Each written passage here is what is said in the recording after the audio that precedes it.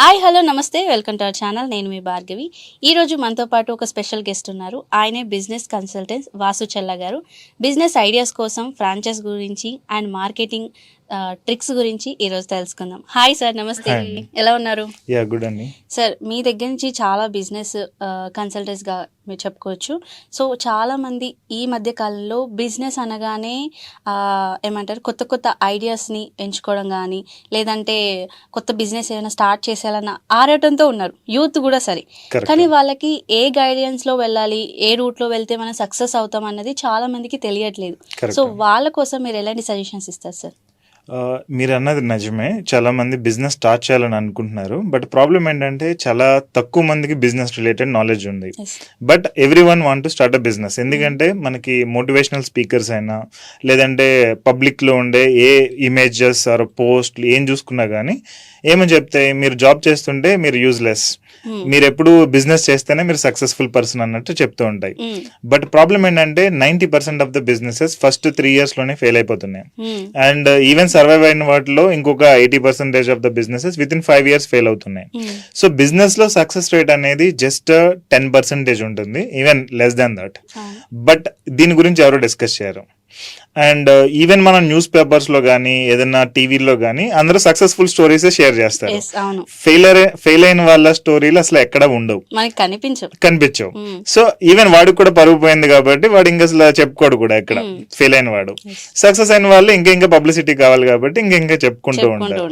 So business అంటే success అనే ఒక దాని మీద చాలా మంది వెళ్ళిపోతున్నారు. Okay, now let's discuss about the business divisions. So business లో డిఫరెంట్ డివిజన్స్ ఆర్ ఫంక్షన్స్ అనుకోవచ్చు ఉంటాయి. ఒకటి ఏంటంటే హెచ్ఆర్ అండ్ హైరింగ్ రిలేటెడ్ ఒక డివిజన్ అనేది ఉంటుంది. రెండోది అకౌంటింగ్ అనేది రెండో section. Accounting or CS related, taxation related అది వస్తుంది. జిఎస్టీ ఇవన్నీ కూడా రెండో డివిజన్. మూడోది మార్కెటింగ్ ఉంటుంది. అంటే మన కంపెనీని పబ్లిక్ లో తీసుకెళ్ళాలి, అందరికి తెలియసేటట్టు చేయాలి. ఈవెన్ కంపెనీ అయినా, రెస్టారెంట్ అయినా, ఈవెన్ ఏ స్మాల్ బిజినెస్ అయినా మార్కెటింగ్ అనేది ఇంపార్టెంట్. నాలుగోది సేల్స్. సో వచ్చిన తర్వాత వాళ్ళకి సేల్స్ అనేది జరగాలి. అంటే ఈవెన్ రెస్టారెంట్ స్టార్ట్ చేసినా కానీ అది ప్రాపర్ గా టికెట్ చింపివ్వడం, లేదంటే మొత్తం తిన్న తర్వాత తీసుకోవాలా ఏంటి అనేది. ఈవెన్ కన్సల్టింగ్ రిలేటెడ్ ఇలాగేమన్నా చార్జెస్ చేయాలంటే ఈవెన్ ఆ రిలేటెడ్ సేల్స్ అనేది ఇంపార్టెంట్. సో దాని ట్రాకింగ్ అనేది కూడా ఇంపార్టెంట్. ఇంకా ఐదో వచ్చేటప్పటికి మేనేజ్మెంట్ అని అనుకోవచ్చు. సో మొత్తం పీపుల్ అందరినీ మేనేజ్ చేయాలి అండ్ ఆపరేషన్స్ మేనేజ్ చేసుకోవాలి. ఈవెన్ అకౌంటెంట్స్ని కానీ ఎవరైతే ఉన్నారో వీళ్ళందరినీ మేనేజ్ చేసుకోవడం అనేది ఒక డివిజన్ ఉంటుంది.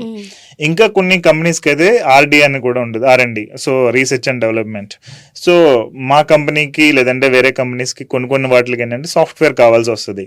సో సాఫ్ట్వేర్ మామూలుగా డెవలప్ చేయాలి అండ్ యాప్స్ డెవలప్ చేసుకోవాలి, ఇవన్నీ ఉంటాయి.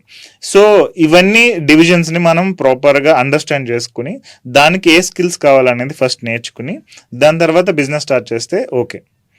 కానీ ఇప్పుడు జరుగుతుంది ఏంటి, బిజినెస్ స్టార్ట్ చేయాలంటే ఇన్వెస్ట్మెంట్ ఉంటే చాలు, నేను స్టార్ట్ చేసేస్తా, ఆ ఫండ్ తోటి వెళ్ళిపోతున్నారు. అండ్ చాలా మంది అంటే ఇన్కమ్ మనీ ఉంది, బట్ ఏంటంటే బిజినెస్ ఏదో ఒకటి పెట్టేయాలి కానీ దాని మీద నాలెడ్జ్ లేదు, బట్ పెట్టేయాలి అనుకుంటున్నారు. ఇలాంటి వాళ్ళకి ఎలాంటి సజెషన్స్ ఇస్తారు? బిజినెస్ అనేది పెట్టొద్దని నేను సజెషన్ ఇస్తాను. ఎందుకంటే ఆల్రెడీ బిజినెస్ చేసే వాళ్ళు ఎవరైనా కానీ చెప్పేది బిజినెస్ గురించి అండర్స్టాండ్ చేసుకోకుండా బిజినెస్ పెట్టొద్దని చెప్తారు. సో ఈ బిజినెస్ పెట్టే వాళ్ళందరూ ఏంటంటే ఈ న్యూస్ పేపర్స్ లేదంటే ఈ రిలేటెడ్ చదివి లేదంటే వేరే వాళ్ళు ఎవరో చెప్తే అనుకుని, సో ఒక నార్మల్ క్యాలిక్యులేషన్ ఉంటుంది.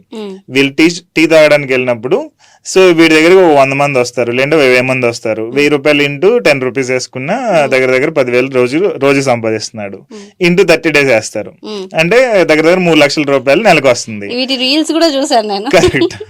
సో ఈ క్యాలిక్యులేషన్ లో వెళ్ళిపోతారు. సో దాని తర్వాత అయ్యే ఎక్స్పెన్స్ ఏంటి అనేది చాలా మంది కన్సిడర్ చేయరు. ఎగ్జాంపుల్ మనం ఇక్కడ అమీర్పేట్ దగ్గర AAA థియేటర్ ఉంది కదా, సత్యం థియేటర్, ఐ థింక్ ఇది వరకు సత్యం థియేటర్ ఉండేది. దాని పక్కన ఒక టీ స్టాల్ ఉంది. ఆయన దగ్గర నాకు తెలిసి ఒక 4,000 మంది ఈజీగా వెళ్తారేమో. టీ షాప్ అంత క్యూజ్, ఎప్పుడు చూసినా క్రౌడ్ ఉంటుంది. సో దాని రెంట్ ఎంత అంటే దాని రెంటే 3 లక్షలు 2.5 లక్షలు చెప్పారు. టీ షాప్ ఎంత ఉంటుంది, ఎంత ఉంటుంది, దానికి 2.5 లక్షలు 3 లక్షలు రెంట్ అంటే నో వన్ ఇమాజిన్. సో అలాగా దానికి అయ్యే ఎక్స్పెన్సెస్ అనేవి చాలా మంది కన్సిడర్ చేయరు. నెక్స్ట్ మనం ఏ బిజినెస్ స్టార్ట్ చేసినా గానీ దానికి ఉండే పీపుల్ మన దగ్గర ఉండే వాళ్ళు కంటిన్యూస్ గా ఉంటారా అంటే చెప్పలేం. ఎందుకంటే శాలరీకి పనిచేసే వాళ్ళు ఇంకొక జాబ్ దొరికితే వెళ్ళిపోతారు, లేదంటే వేరే ఏమైనా హైక్ ఇచ్చినా వెళ్ళిపోతారు. సో ఈ కైండ్ ఆఫ్ సినారియోలో మనము మొత్తం ఇవన్నీ సెట్ చేసుకుని ప్రాపర్ గా తెలుసుకుని ఇన్వెస్ట్ చేస్తే బిజినెస్ అనేది సక్సెస్ అవుతుంది. ఓకే, అంటే ఇప్పుడు బిజినెస్ గురించి మాట్లాడుకుంటున్నాం కాబట్టి మిడిల్ క్లాస్ వాళ్ళు ఏమైనా కొత్తగా అంటే జాబ్కి వీటికి అయితే వాళ్ళ ఫ్యామిలీ అనేది ఇది అవ్వదు, అంటే నడవదు. సో వాళ్ళు ఏమైనా కొత్తగా బిజినెస్ స్టార్ట్ చేయాలంటే ఎంత ఇన్వెస్ట్మెంట్తో స్టార్ట్ చేస్తే బెటర్ అంటారు? బిజినెస్ అనేది ఈవెన్ ₹1,00,000 ₹2,00,000 కూడా స్టార్ట్ చేయొచ్చు. బట్ ప్రాపర్ గా ఏ బిజినెస్ అయినా స్టార్ట్ చేయాలంటే ఒక 20 to 30 lakhs ఉండాలి minimum. Worst case small scale business ఏదైనా కానీ, ఈవెన్ ఒక టీ షాప్ స్టార్ట్ చేయాలన్నా జనరల్ గా 2-3 లక్షలు ఉంటే స్టార్ట్ చేయొచ్చు. బట్ 10 lakhs లేకుండా స్టార్ట్ చేస్తే మళ్ళీ ప్రాబ్లమ్స్ ఫేస్ చేసే ఛాన్సెస్ ఉంటాయి. సో బిజినెస్ లో ప్రాబ్లం ఏంటంటే మనం అనుకున్న టైం కంటే ఎక్కువ టైం పడుతుంది. అంటే ఒక 6 నెలలు సక్సెస్ అవుతుంది అని అనుకుంటే అది సంవత్సరం పట్టొచ్చు, కొన్నిసార్లు 2 సంవత్సరాలు పట్టొచ్చు. సో దానికి మనం రెడీగా ఉండాలి. నెక్స్ట్ అవుతుంది అనుకున్న ఖర్చు డబుల్ అవ్వచ్చు. నేను ఒక 2-3 లక్షలతో స్టార్ట్ చేసేస్తాను అనుకుంటే అది మేబీ 6 లక్షలు 7 లక్షలు అవ్వచ్చు. సో టైం కి డబుల్ ఇవ్వాలి అండ్ మనీ కూడా డబుల్ ఉండాలి. కానీ ఎక్కువ మంది స్టార్ట్ చేస్తుంది ఏంటంటే హాఫ్ ద థింగ్స్ తోటి స్టార్ట్ చేస్తారు. అంటే నేను 6 నెలల టైం అంటే 3 నెలల్లోనే నేను సక్సెస్ చేసేస్తా, నేను చాలా టాలెంటెడ్ అన్నట్టు అనుకుంటారు. ఈవెన్ నా దగ్గర 3-4 లక్షలు ఉంటే 1,50,000 ఉంటే చాలు, ఇంకో 1,50,000 వేరే ఫ్రెండ్ దగ్గర తీసుకొచ్చి చేసేస్తున్నాను అనుకుంటారు. సో ఇది రాంగ్ మెథడ్. సో అంటే ఇప్పుడు బిజినెస్ అనగానే మీరు ఇందాక అన్నట్టు 6 months పీరియడ్ ఉన్నా కూడా 3 months లో సక్సెస్ చేస్తాననే వాళ్ళు ఉంటారు కదా. సో ఒక టైం పీరియడ్ పెట్టుకున్నా కూడా కొంతమందికి అప్ అండ్ డౌన్స్ వస్తూ ఉంటాయి. సో ఆ జాబ్ లో అంటే ఒక 3 months కో 2 months కి 3 months కి రిజల్ట్ వచ్చేయాలి అని ఎగ్జైట్ అయిన వాళ్ళకి కూడా లాస్ వస్తూ ఉంటది. సో వాళ్ళు బిజినెస్ అక్కడికి ఆపేస్తారు. ఇలాంటి వాళ్ళకి ఎలాంటి సజెషన్స్ ఇస్తారు సార్? అప్స్ అండ్ డౌన్స్ అనేవి కామన్, బిజినెస్ లో చాలా కామన్ ఉంటుంది. సో అప్స్ అండ్ డౌన్స్ నాకు సెట్ అవుతుందా లేదా అనేది ఫస్ట్ పర్సన్ వాళ్ళకి వాళ్ళు సెల్ఫ్ అసెస్ చేసుకోవాలి. సో జాబ్ లో అంటే మనం చేసినా చేయకపోయినా సక్సెస్ అయినా అవ్వకపోయినా పర్ మంత్ శాలరీ ఎంత అంటే అంత పడిపోతుంది ఆటోమేటిక్ గా ఆన్ టైం. బట్ బిజినెస్ లో ఏంటంటే అది పడవచ్చు పడకపోవచ్చు. అండ్ ఒక్కొక్క రోజు వస్తే బాగా ప్రాఫిట్ రావచ్చు, రోజుకి కానీ మంత్కి కానీ మనతో క్యాలిక్యులేట్ చేసుకుంటే, లేదంటే అసలు కంప్లీట్ గా పోవచ్చు కూడా. సో ఈ కైండ్ ఆఫ్ సినారియోలో అప్స్ అండ్ డౌన్స్ ని హ్యాండిల్ చేయలేకపోతే మనం ఫెయిల్ అయిపోతాం. సో ఫస్ట్ మనం దానికి రెడీ అయ్యి ప్రిపేర్డ్ గా చేసుకుంటే బెటర్ ఉంటుంది. అండ్ రెండోది business related apps and downs రావడానికి మల్టిపుల్ రీజన్స్ ఉంటాయి. ఏది మార్కెట్ బాగోపోవడం, అది ఒకటి ఏంటంటే మన దగ్గర బిజినెస్ బాగోపోవడం అంటే మన కస్టమర్సే సరిగ్గా రాకపోవడం, లేదా మన బిజినెస్ సరిగ్గా లేకపోవడం అనేది ఒకటి. అలా కాకుండా కోవిడ్ లాంటి సినారియోస్ ఉంటాయి. సో దాన్ని మనం ఏం చేయలేం. అలాంటి సిచ్యువేషన్ కూడా మనం రెడీగా ఉండాలంటే మనం ప్రాపర్ మనీతో ఉన్నట్లయితేనే చేయగలం. ఓకే సార్, ఇప్పుడు రీసెంట్ గా ఎక్కువ మన ఈ ఇయర్ లో కానీ లాస్ట్ ఇయర్ తో పోల్చి ఈ ఇయర్ లో చూస్తే ఒక ఫుడ్ బిజినెస్ కానీ ఇంకే బిజినెస్ కానీ టీ స్టాల్ ఏ బిజినెస్ స్టార్ట్ చేసినా కూడా ఫ్రాంచైజ్ అనేవి చాలా పెరిగిపోయి. ఇదివరకు ఫ్రాంచైజ్ అంటే పదం కూడా చాలా మందికి తక్కువ మందికి తెలుసు. ఇప్పుడు ఏంటంటే ప్రతి ఒక్కరికి ఫ్రాంచైజ్ అనే పదము చాలా ఈజీగా తెలుస్తుంది. సో దీని గురించి మీరు ఏమంటారు? ఫ్రాంచైజీ అనేది ఇది వరకు బాగా సక్సెస్ ఉండేది. ఈవెన్ మేము కూడా చేసాం ఒక 4 years బ్యాక్. నేను కూడా బాగా చేసా ఫ్రాంచైజీస్ అనేవి. బట్ రాను ఏమైందంటే ఈవెన్ ఒక చిన్న గల్లీలో చిన్న షాప్ లాంటిది ఏదైనా పెట్టి ఆ సక్సెస్ అయితే దాన్ని ఫ్రాంచైజీ ఇవ్వడం మొదలు పెట్టారు అన్నమాట చాలా మంది. సో ఆన్ ద ప్రాసెస్ నాకు వచ్చిన ఇబ్బంది ఏంటంటే మల్టిపుల్ బిజినెసెస్ ఎక్కువ ఉండడం మూలంగా మాకు అనలైజ్ చేయడం చాలా ప్రాబ్లం అవుతుంది అనమాట. అండ్ నెక్స్ట్ వాడు చూపించే నెంబర్స్, అంటే వాళ్ళు బ్యాంక్ స్టేట్మెంట్ లో చూపించే నెంబర్లు అయినా కానీ, అంటే ఫ్రాంచైజీ అసలు సక్సెస్ఫుల్ గా రన్ అవుతుందా లేదా చెక్ చేసుకోవడానికి పాస్ట్ డేటా చెక్ చేస్తాం యూజువల్ గా. ఈవెన్ ఆ పాస్ట్ డేటా చెకింగ్ కూడా ప్రాపర్ గా లేదన్నమాట. సో ఈ కాంప్లికేషన్స్ తోటి ఇంక ఫ్రాంచైజీ వద్దన్నట్టు అనుకున్నాం. ఈవెన్ ఇప్పుడు జూడియో ఉంది, Zudio franchise I think 2 crore ఎంత ఉంది. మేము స్టార్టింగ్ లో స్టార్ట్ చేసినప్పుడు 1.5 crore ఆ టైప్ లో ఉండేది amount. Some people ready to do investments అని చేశారు కూడా. ఈవెన్ నా క్లయింట్స్ లో చాలా మంది కాదు, ఒక 4-5 members దాకా జూడియో ఫ్రాంచైజీస్ తీసుకున్నారు. ఒక 1.5 crore 2 crore 3 crore అలా ఇన్వెస్ట్ చేసి. అండ్ బిజినెస్ సక్సెస్ఫుల్ గా రన్ అవుతుందంటే రన్ అవుతుంది ఓకే. లాస్ట్ 2-3 years నుంచి. బట్ ప్రాబ్లం ఏమైంది, జూడియో స్టోర్స్ ఎక్కువైపోయినాయి. అవును నిజంగా. ఇది వరకు ఎక్కడో ఒక దగ్గర ఉండేది, ఇప్పుడు Correct. ఒక్కొక్క ఎక్కడ ఏమంటారు గల్లీ గల్లీకి ఉన్నట్టు జూడియో కూడా కనిపిస్తుంది ఈజీగా. కరెక్ట్. సో ఇది వరకు జూడియో ఒక 4-5 years బ్యాక్ మనం చూసుకుంటే ఎక్కడికో వెళ్ళి కొనేవాళ్ళు, ఎందుకంటే రేట్లు తక్కువ కాబట్టి. ఇప్పుడు ప్రతి గల్లీలో ఉన్నప్పుడు వీళ్ళకి క్రౌడ్ వచ్చి తగ్గిపోయింది. సో ప్రాఫిట్స్ ఇది వరకు ఉన్నంత ఇప్పుడు లేవు. అఫ్ కోర్స్ ప్రాఫిట్స్ ఉన్నాయి కానీ నెంబర్ ఆఫ్ పీపుల్ వెళ్ళే వాళ్ళు చాలా తక్కువ మంది ఉన్నారు. ఉన్నారు. Yes. So at the end of the day ఏమైంది, బిజినెస్ లో మళ్ళీ అగైన్ నార్మల్ రిటర్న్స్ రావడం అనేది జరిగింది. సో అందుకని ఇప్పుడు బిజినెస్ అంటే వెరీ కేర్ఫుల్ ఉండాలి, ఫ్రాంచైజీస్ అంటే ఇంకా ఇంకా కేర్ఫుల్ ఉండాలి. ఓకే యా సార్, నా ఐడియా ప్రకారం ఫ్రాంచైజ్ అంటే చాలా మంది యూత్, నన్నది ఒక ఎగ్జాంపుల్ యూత్ని తీసుకుంటే ఒక ఫుడ్ కానీ లేదంటే ఏమైనా బిజినెస్ స్టార్ట్ చేయాలని వాళ్ళకి యూత్కి చాలా ఐడియాస్ ఉంటాయి. కరెక్ట్. సో ఈ ఫ్రాంచైజ్ అనేవి వాళ్ళ ఐడియాస్ని ఆపేస్తుందేమో అన్నది నా ఉద్దేశం, మీరేమంటారు? లేదు, యాక్చువల్గా ఫ్రాంచైజీ మూలంగా వీళ్ళు అన్నెసరీ వేస్ట్ వాటి మీద కాన్సన్ట్రేషన్ అనేది వెళ్ళకుండా బిజినెస్ మీద ఉంటుంది. ఓకే. అఫ్ కోర్స్ ఒక 2-3 లక్షలు ఫ్రాంచైజీ ఫీజు అయినా ఒక 10 lakhs 20 lakhs, పెద్ద పెద్దగా అయితే 10-20 lakhs దాకా ఫ్రాంచైజీ ఫీజు ఉంటుంది. స్టిల్ ఆ మనీ స్పెండ్ చేసినా కానీ వాళ్ళు మనకి ప్రాపర్ సిస్టమ్ ఇస్తారు. అంటే క్లయింట్స్ వస్తే వాళ్ళని ఎలా ట్రాక్ చేయాలనే టోటల్ సిస్టమ్ ఇస్తారు. అండ్ పీపుల్ని ఎలా ట్రైన్ చేయాలో చెప్తారు. ఫుడ్ రిలేటెడ్ అయితే అవి ఎలా వండాలి, లేదంటే ఫుడ్ అనేది ఎక్కడి నుంచి వస్తుంది, ఆర్డర్స్, ఈ మొత్తం నాలెడ్జ్ అంతా కూడా మనకి డైరెక్ట్ వచ్చేస్తుంది, మనం ఏమీ ట్రైనింగ్ లేకుండా. సో ఆ నాలెడ్జ్ కి ఆ ట్రైనింగ్ కి మనం అంత ఖర్చు పెట్టినా పర్లేదు. సో ఫ్రాంచైజీ బెటర్ అనుకుంటే, బట్ దాని నుంచి ప్రాఫిట్స్ అనేది మళ్ళీ చెప్పలేం, ఎందుకంటే కాంపిటీషన్ హెవీగా ఉంటుంది కాబట్టి. సార్, ఇప్పుడు ఓన్లీ ఫ్రాంచైజ్ గురించే టాపిక్ తీసుకుంటే అసలు ఫ్రాంచైజ్ అంటే ఏంటి? ఫ్రాంచైజీ అంటే ఒక సక్సెస్ఫుల్ బిజినెస్ మోడల్ ని మనం ఇంప్లిమెంట్ చేయడం. ఏ నాలెడ్జ్ లేని పీపుల్ ఇంప్లిమెంట్ చేయగలిగే ఒక సిస్టమ్ ఫ్రాంచైజీ ఓనర్ ఇస్తాడు. సో దీనిలో 2 categories ఉంటాయి. ఒకటి ఫ్రాంచైజీ ఓనర్ ఉంటారు, రెండోది ఏంటంటే ఫ్రాంచైజీ తీసుకునే వాళ్ళు ఉంటారు. సో ఫ్రాంచైజీ ఓనర్ ఆల్రెడీ ఒక successful business model already implement చేశారు, క్లయింట్స్ వస్తున్నారు, సక్సెస్ అయింది. సో ఇప్పుడు దాన్ని ఎక్స్పాండ్ చేద్దామని అనుకున్నప్పుడు వాళ్ళకు ఉండే ఆప్షన్ ఏంటి, వాళ్ళకు వాళ్ళే ఓన్ బ్రాంచెస్ స్టార్ట్ చేసుకోవడం. ఎగ్జాంపుల్ మనం చూసుకుంటే cafe Niloufer successful model. So ఆయన వేరే వాళ్ళకి ఇవ్వదలుచుకోవాలి, ఆయన ఇంకొక షాప్ పెట్టుకుంటున్నాడు, ఇంకొకటి ప్లేసెస్ తీసుకుని చేస్తున్నాడు. అది వన్ మోడల్. ఓనరే ప్రతి చోట ఉంటాడు, అది దానికి చాలా కాన్ఫిడెన్స్ కావాలి. రెండోది ఏంటంటే ఇంకా ఓనర్కి అంత ఎనర్జీ లేదు, నేను జస్ట్ రిప్లికేట్ చేద్దామని అనుకున్నా. ఆ మోడల్ ఏంటంటే మనకున్న టోటల్ ట్రైనింగ్ ఇచ్చి వాళ్ళతోటి మన బ్రాండ్ స్టోర్ పెట్టిస్తాం. సో వాళ్ళు మన స్టోర్ రన్ చేస్తారు. సో అందులో ఏంటంటే క్లయింట్ ఇన్వెస్ట్ చేస్తున్నారు, ఒక ఫ్రాంచైజీ తీసుకుని ఆయన ఇన్వెస్ట్ చేస్తున్నాడు కాబట్టి కొంచెం డెడికేటెడ్గా ఉంటాడు. శాలరీ పెట్టి మనం పెట్టించుకుంటే వాళ్ళు అంత డెడికేటెడ్గా పనిచేయరు కదా. సో ఫ్రాంచైజీ రిలేటెడ్ ఒక రకంగా కొంచెం సిన్సియర్ గా పనిచేస్తారు. ఓకే సార్, ఇప్పుడు ఫ్రాంచైజ్ అని అన్నారు కాబట్టి అసలు ఫ్రాంచైజ్ తీసుకునే ముందు ఎలాంటి జాగ్రత్తలు తీసుకుంటే మంచిది అంటారు?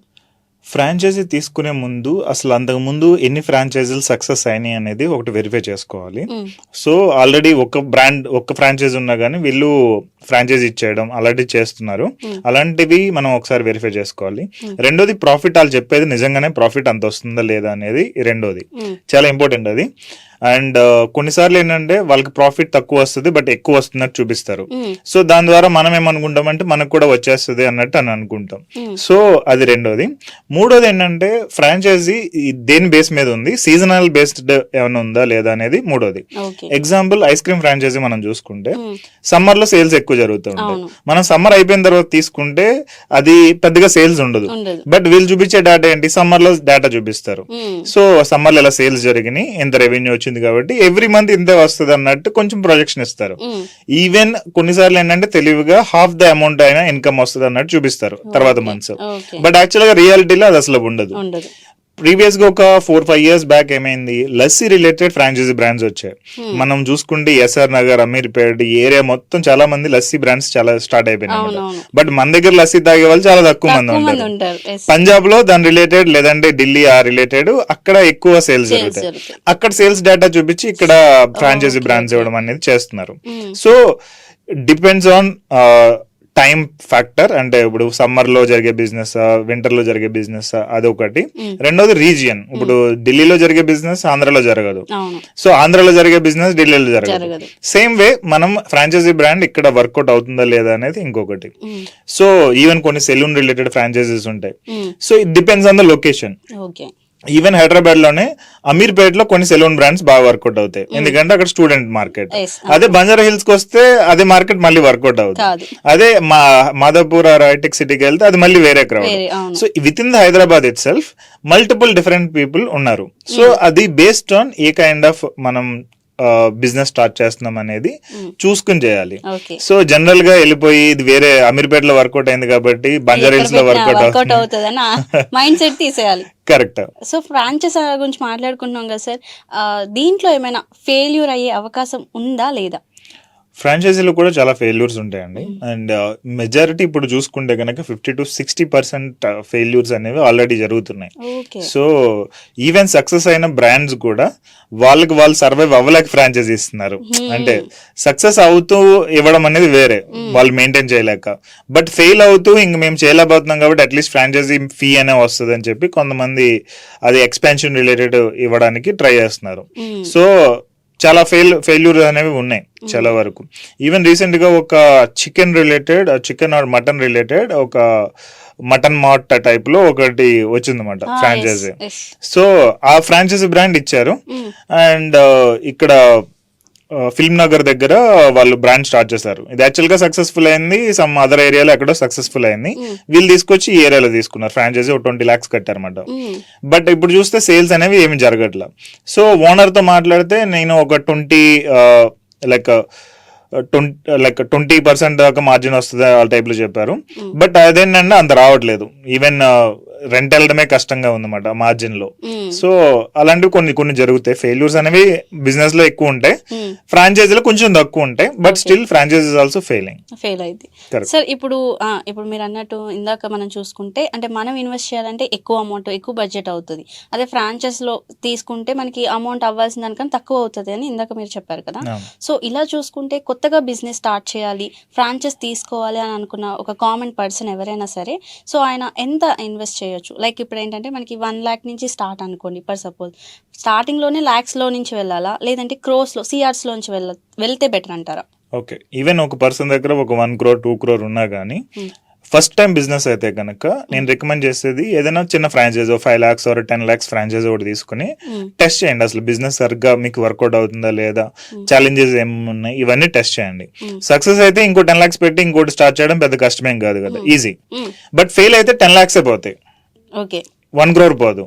అదే మనం 1 crore తో స్టార్ట్ చేసేసాము అంటే ఇన్ కేస్ సక్సెస్ అయితే ఓకే, ఫెయిల్ అయితే ఇంకొక అటెంప్ట్ చేయడానికి మన దగ్గర డబ్బులు ఉండవు.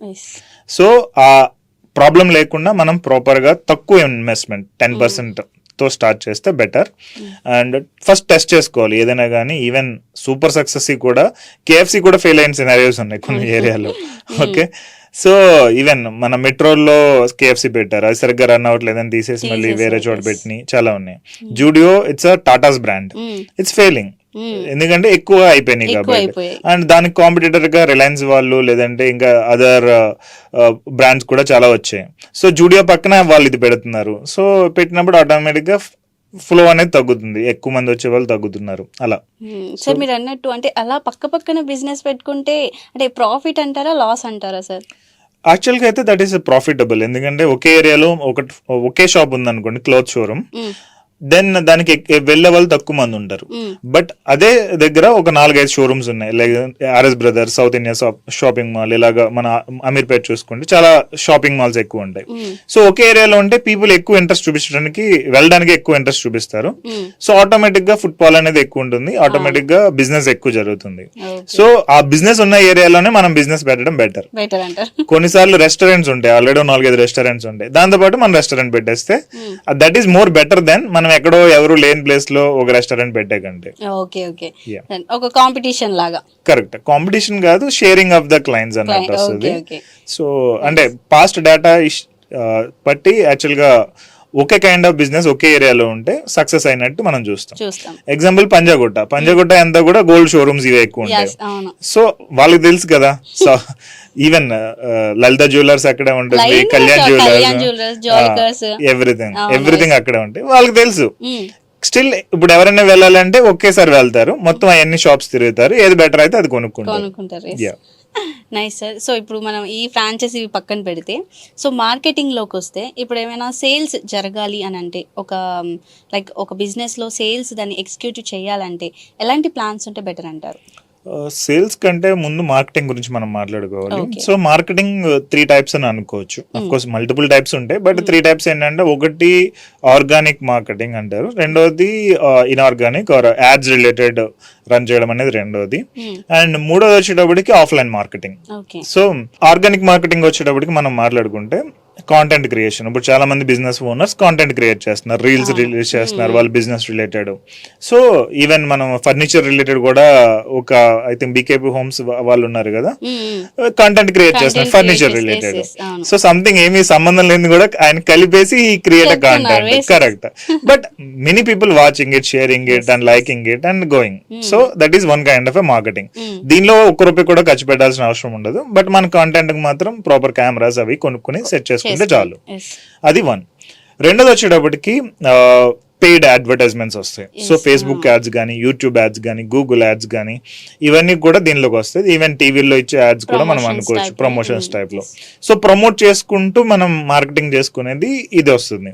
సో దీనిలో డైరెక్ట్ మనం కాల్ టు యాక్షన్ ఇస్తాం, అంటే కాల్ చేయమనో, మెసేజ్ చేయమనో, వాట్సాప్ చేయమనో, లేదంటే ఈమెయిల్ చేయమనో, లేదంటే డైరెక్ట్ మమ్మల్ని విజిట్ అవ్వమనో, ఏదో ఒకటి ఆప్షన్ ఇస్తాం కాబట్టి బేస్డ్ ఆన్ మన బిజినెస్ వాళ్ళు మనల్ని కాంటాక్ట్ అవుతారు. సో అది పెయిడ్.